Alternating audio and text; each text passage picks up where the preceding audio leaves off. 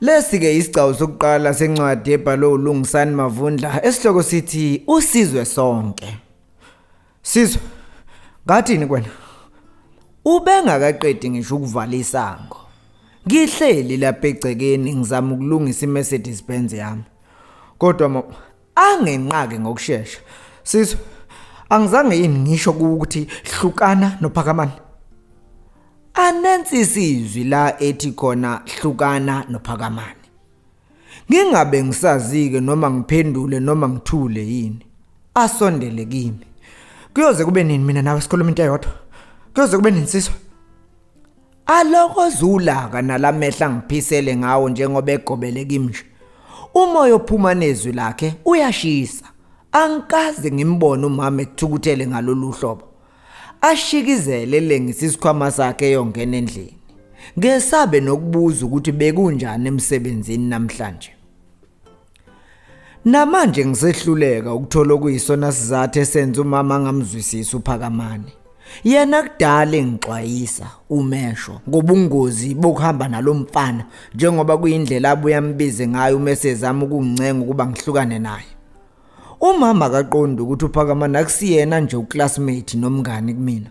uPhakamani ungaphezulu kokuba indodana yesigwili le abaningi abamchaza ngayo. uPhakamani umne wethu engikhuluma naye cishe ngokuningi uma kungesikhona konke okuyizinselelo zalempilo engivukela kuye ekseni ngilalele kuye kushoneni kwelanga. Umgqomo wami kaDoti engithukululela kuona konke okungenza kwesinye isikhathi ngifuna ukuthatha intambo ngiyilengisa. uPhakamani ungamazwi angisimamisayo angiphakamise nala umoya wami uyalela unikezela. Akasilutho oluchazwa yibo bonke laba nalendlela nje abamchaza ngayo oma nabaningi nje abambuka ngeso lomfanyana ongispoila ngemali yakubo. Impilo engiphila noPhakamani mina yenza ngikhohlwe na ukuthi khona imali nayo ngoba ihloko semali engxoxweni yethu asikaze siyithola indawo. Kuphela sixoxa ngokuceba nokunotha komoya nenhliziyo ethakasileyo.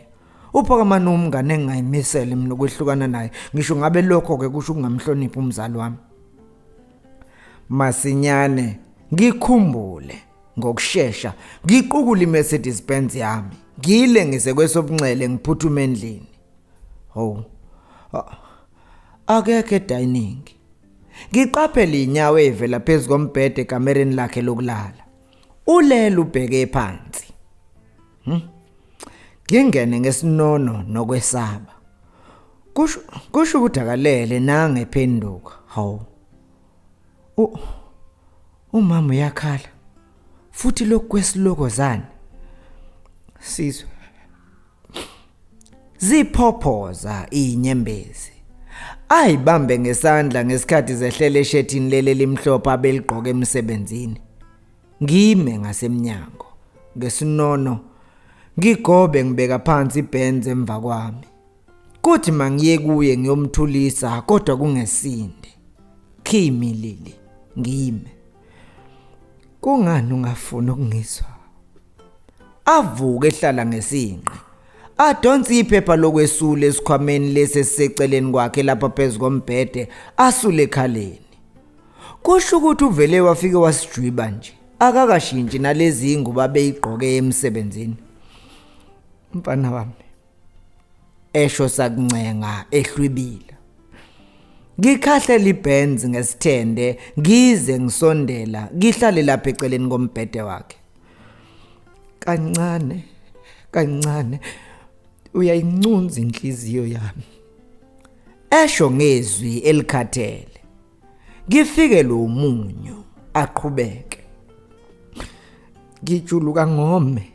Ngizamela nina nobathathu. Elulisandla ebala. Uzomndeni wena uAnele. Ngizama ukuzakhela ikhaya lami lamaphupha angafezekanga. Kodwa wena mfana wami awufuni ukungibambisa ngedlule kulesi sigaba semizamo. Uyaza ngazi noma mhlawumbe ngisemncane kakhulu yini ukuqonda ezinye zezinkulumo zikaMama. Ikupho kuuphawu lokungabambisani naye mina sengikwenzile. Sisakhuluma ngayo yini indaba kaPhakamani la? Usehleli ngezinqe manje embhedeni ulengisa inyawo esinye isandla sakhe siphulula ikhanda lami. Angifuni ufane noyihlo. Na ungavumi ukufana naye. Nalapha ngiqondi njalo ukuthi umama ukhuluma ngani. Kanti ubaba wayenjani?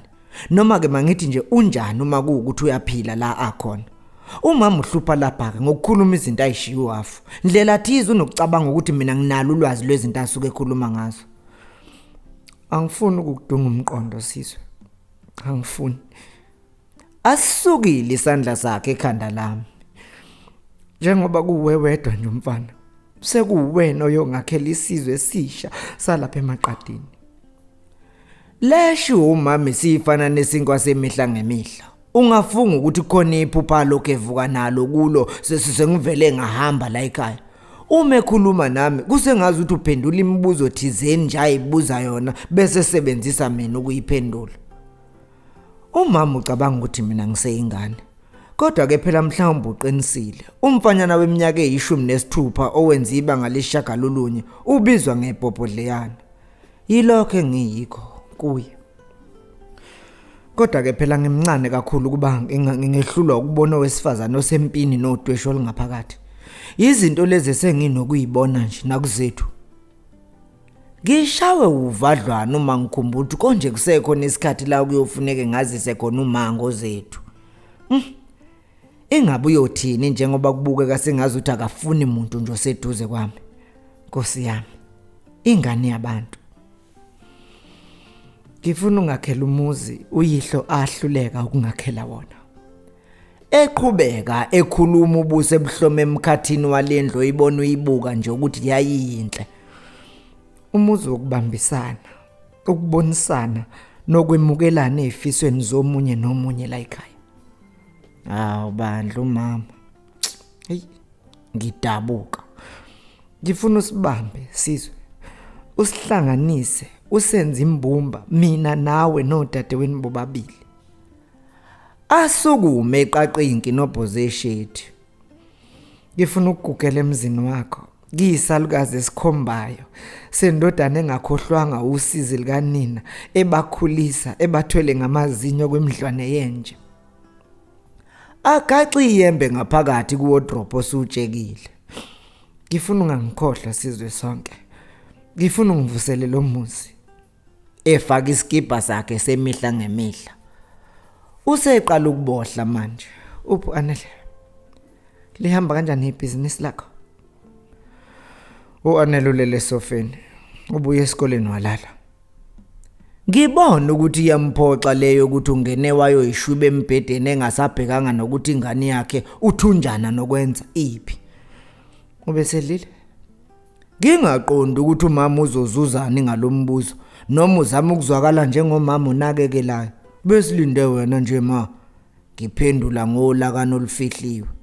Ukhona umuntu ongasibuza ukuthi sidleni ebeze kahle ukuthi ukudla thina sikuthola uma kufika yena. Ngesidumo abuyele ekamereni lakhe. Kulokhu ayivalela ashude ngaphakathi. Ngihlale phansi lapha eceleni kwesicapha sakhe ngizama ukulalela okwenzeka ngaphakathi. Ngithatha iBenz yami ngiyikinatele kokugcina ngiyithandela ngemicu. Ayiseyinhle nayo. Ungafunga ukuthi ngeyangempela. Lena ke ngeke ngize ngiyidayise noma ngabe bengangincenga kanjani oxolani. Eyami ke le imoto yamaphupha amle. Yiye ngizohamba ngayo uma sengiphethe lo muzi uma athi ngizowuphatha. Masinya. Ngikhumbula ukuthi konje kukhona iorder belifikile lika0 ethi ufuna ngimakhela ilo lelihudu linqola. Ngizombiza embeqola imali le. Phela kuumsebenzi ukuhlanganisa ingcinga eziningi kangako. Kodwa ke nabo bayazi ukuthi imoto yakhiwe esami isandla iyabukisa. Yingakho bekhokha bengasabi nje. Ayikho into emnandi kimi njengokubona umama ejabula njalo la emukela imali kimi ngithi asondle ngayo athumele nozomndeni eUKZN. Ingenza ngizizwe sengubaba already.